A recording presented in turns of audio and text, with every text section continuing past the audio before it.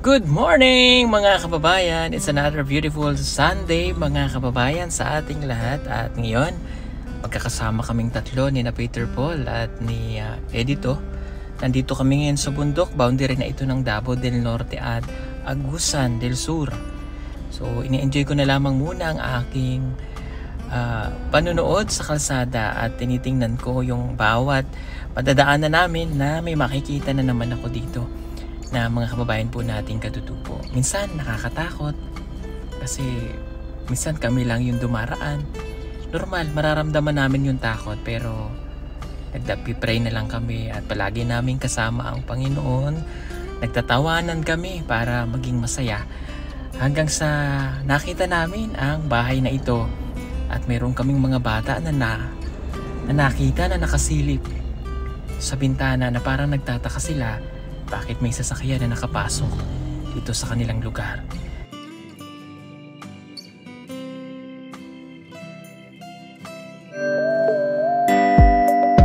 Pugong biyahero, ang hero ng masa, ang hero ng masang Pilipino.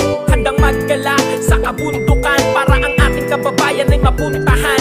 Ang pugong biyahero, handa na tulungan malayong kababayan na nangangailangan. Hindi namimili kahit pa na sino. Pugong biyahero, hero ng masang Pilipino. So yan, magandang umaga mga kababayan. Ito, nagbalik ulit kami dito sa bundok. Nandito kami ngayon sa Kapalong, Davao del Norte. Ito, may nakita po kami dito, bahay na ito. Kanina may mga nakadungo po. Kami lang tatlong magkakasama. Halika Eds. Ito kasama ko si Peking Bombay. Yan, maaga kaming umalis, alas 3 ng umaga. So nakarating kami dito ng alas 8 po. Halika. Si Kuya Eli po ay hindi pa rin nakakasama sa atin. Ayo! Hello? Pwede kaming pumasok? Sige.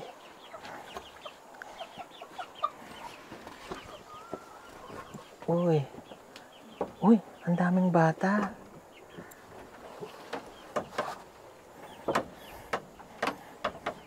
Kamusta kayo? Okay lang po. Okay. Kilala mo ko? Okay, ako si Kuya Paul. Si Edito. Si Paul. So kami ay Pugong Biyahero Team. Okay, pasensya na kayo kung maistorbo kayo ha. Huwag kayong matakot sa amin ha. Huwag kayong mahadlok.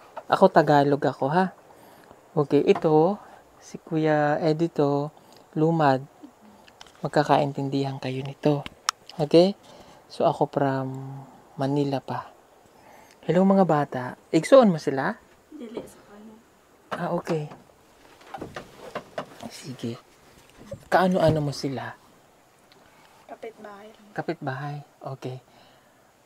Anong pangalan mo? Michelle. Okay. Michelle. So itong mga bata na to, kapitbahay mo, nasa na mga bahay nila?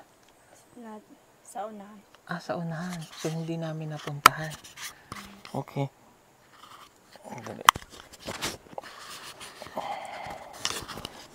Okay. Michelle, ilang taong ka na? 15. Nag-aaral ka? Saan ka nag-aaral? Kapatagan. Uy, Kapatagan. Kailan mo si Russell? Hindi. Hindi. Anong grade ka na? 9. Grade 8 siya nung umalis. Grade 7 siya nung umalis dun. Hindi mo siya kilala. Ang layo nun ha. So, Sunday ngayon walang pasok. Paano ka pumupunta doon? Nagbo-board ka? Nagmotor po. Nagmumotor? Araw-araw? Hindi po. Nagbo-board ka? Okay. Mabuti nakakaintindi kang Tagalog. Lumad ka? Okay.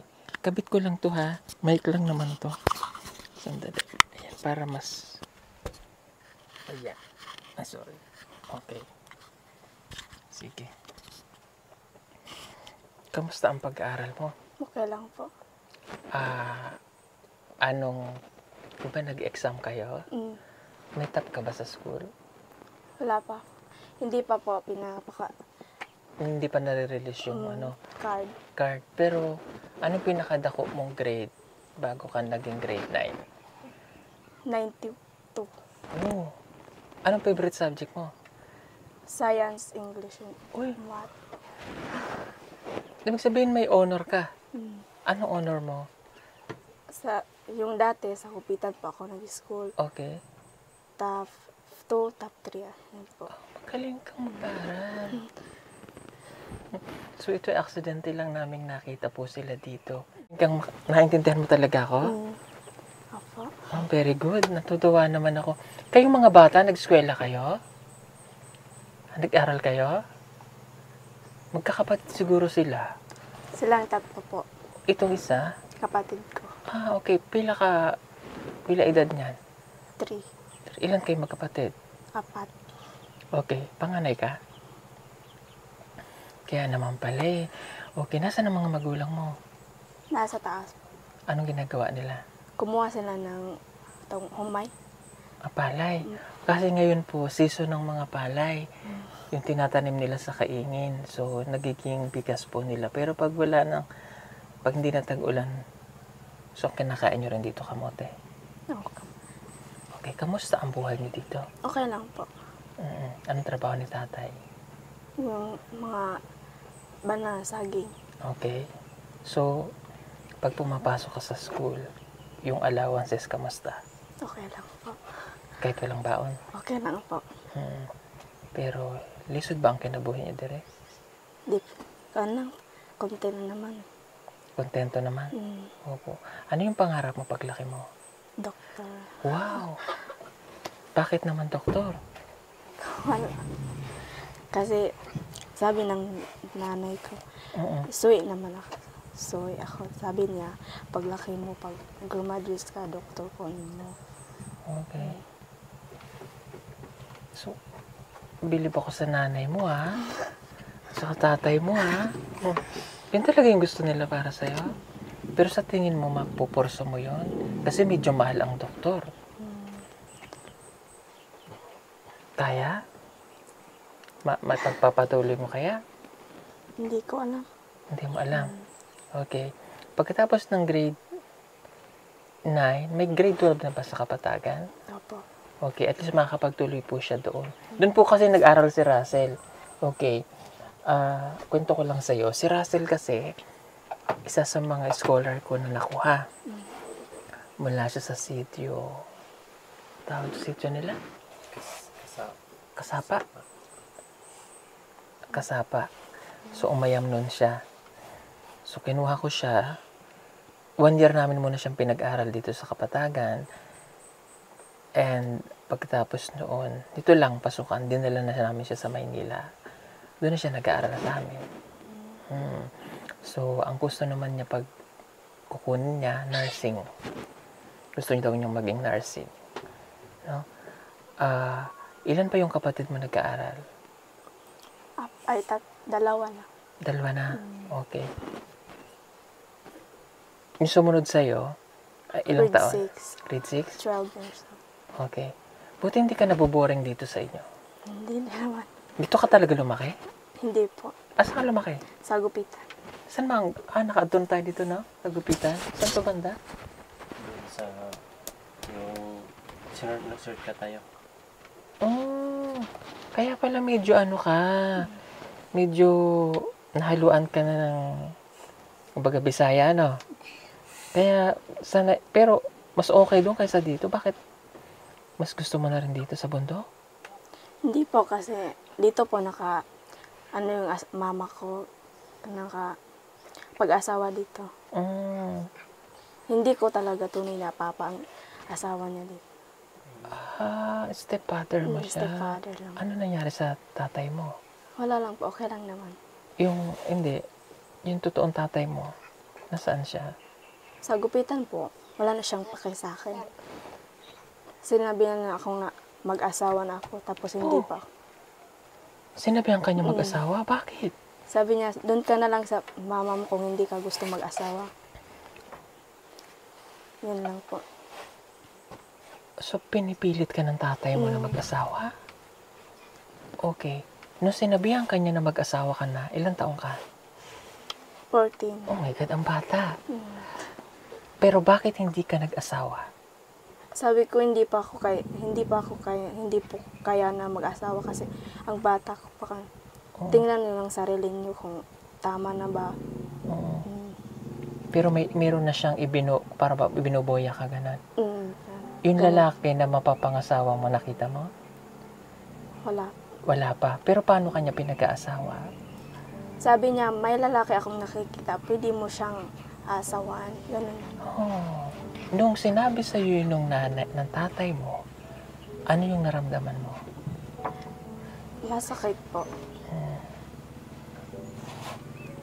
Kasi magulang mo, tatay mo, tapos yun yung sinasabi niya. Pero paano mo nilabanan yung ganon? Ano sinabi mo sa kanya na ayaw ko? Sabi ko, hindi po ako mag-aasawa. Kung hindi po kayo sa akin, sa lola na lang po ako tetera. Okay, ang galing mo ha. Bakit ganon yung kagustuhan mo na suwayin yung utos ng tatay mo? Kasi gusto ko po pong mag-aaral, makatapos ng aral. Mag-aaral po. See? Okay, ang tatay mo at ang nanay mo nagbulag sila. Okay. Ano yung reason bakit sila naghiwalay? Yung nanay ko, binubuyan ng tatay ko ate.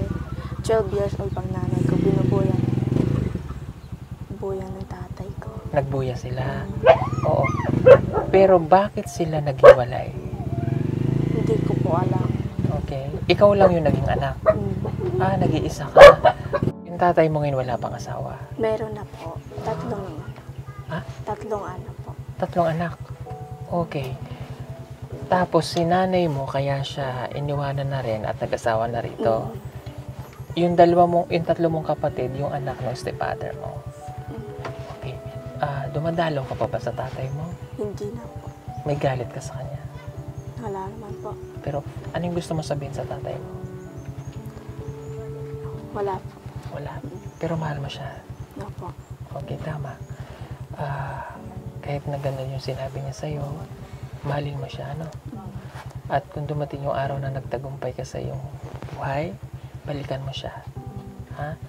Ipakita mo sa kanya na, tatay, tama yung naging desisyon ko sa buhay. Tinan mo ko ngayon. Di ba? Nakakatuwa ka. Kasi alam mo, mayroon, ito kukwento ko lang din sa'yo, ha?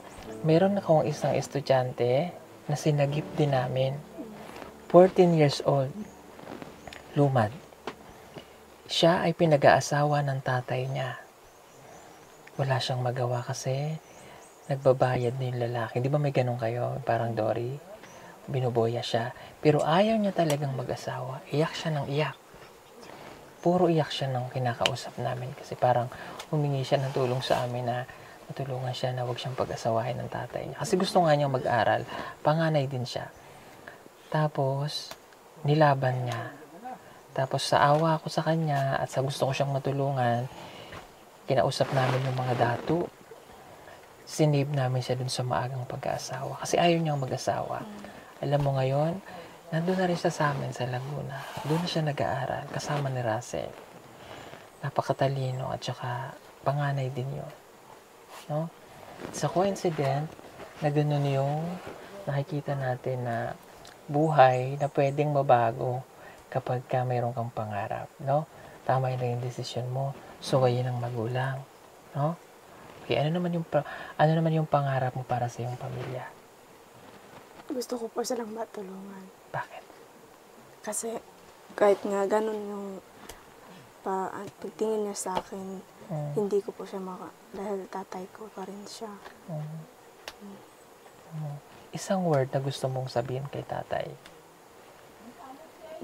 Wala lang po. Wala na? Okay. Siguro dahil medyo ano ka pa sa kanya. Pero kailan mo siya huling nakita? Wala po. Matagal na hindi? Matagal. Okay. Sige. Kamusta naman yung mga gamit mo sa school? May mga notebook ka, papel, Meron po. bag. Meron po. Yung stepfather mo supportive sa'yo?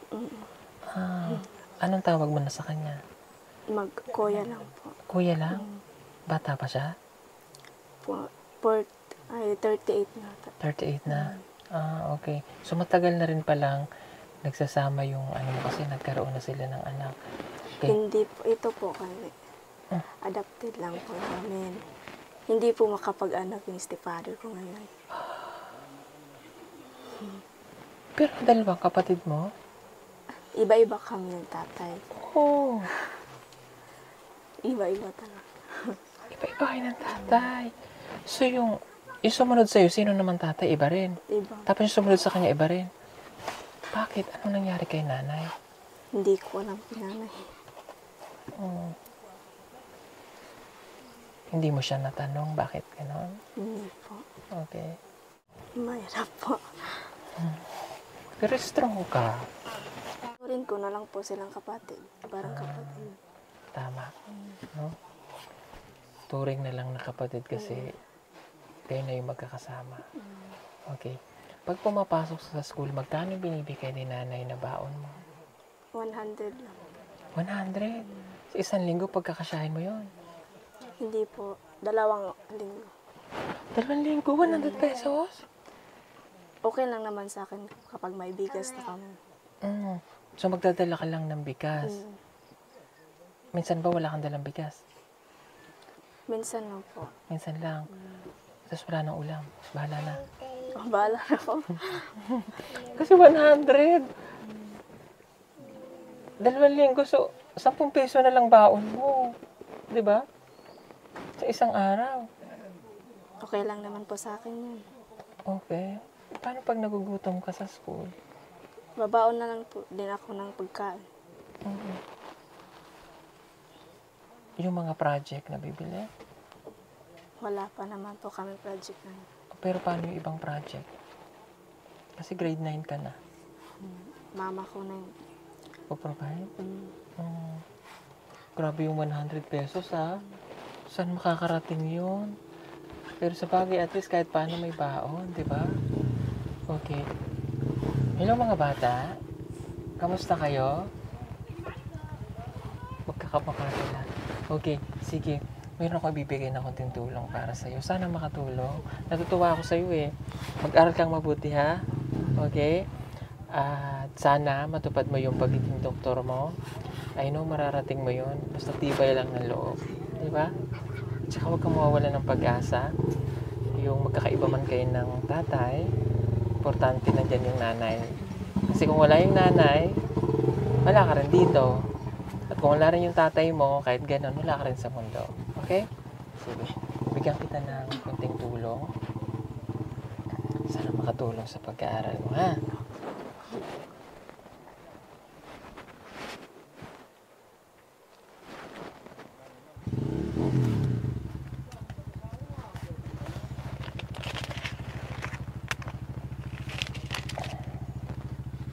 Yeah.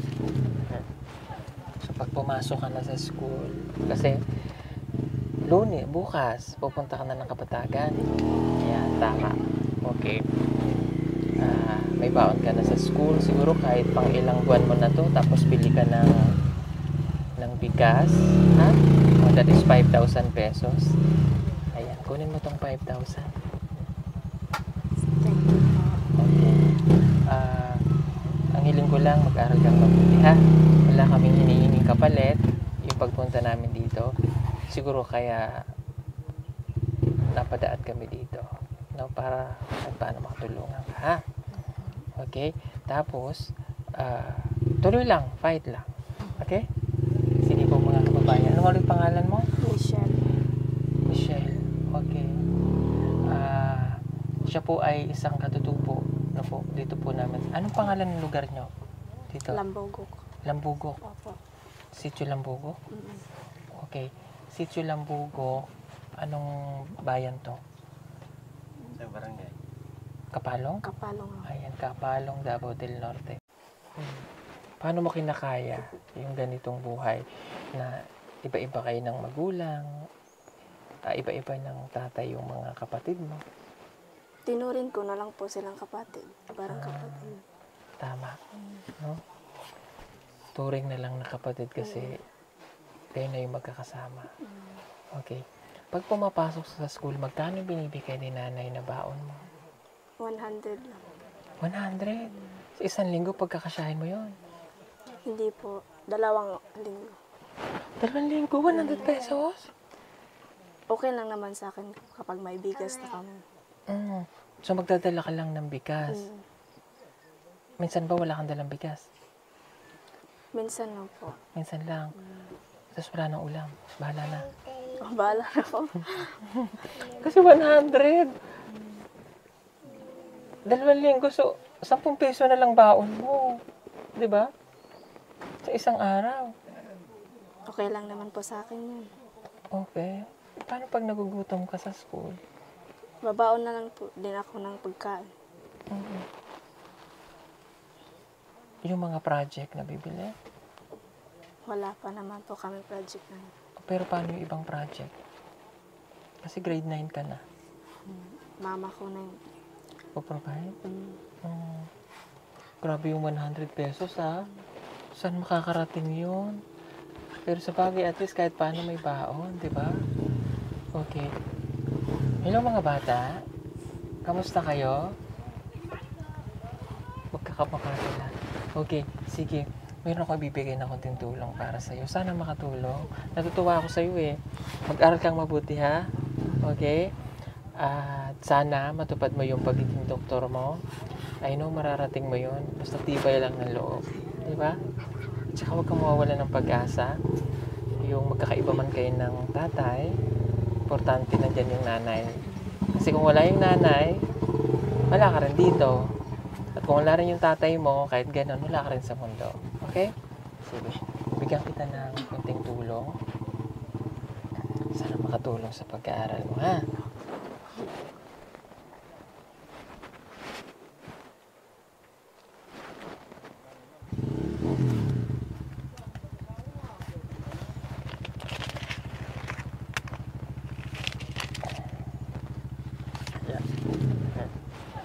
Pag pumasok ka na sa school, kasi Lunes, bukas, pupunta ka na ng Kapatagan. Yan, tama. Okay. May baon ka na sa school. Siguro kahit pang ilang buwan mo na to, tapos bili ka ng bigas. Ha? Oh, that is 5,000 pesos. Ayan, kunin mo tong 5,000. Thank you po. Okay. Ang hiling ko lang, mag-aral kang mabuti, ha? Wala kaming hinihinging kapalit yung pagpunta namin dito. Siguro kaya napadaan kami dito, no, para at paano makatulungan ka, ha? Okay? Tapos, tuloy lang, fight lang. Okay? Sige po mga kababayan. Ano ulit pangalan mo? Michelle. Michelle. Okay. Siya po ay isang katutubo na po dito po namin. Anong pangalan ng lugar nyo? Dito? Lambogok. Lambugok. Opo.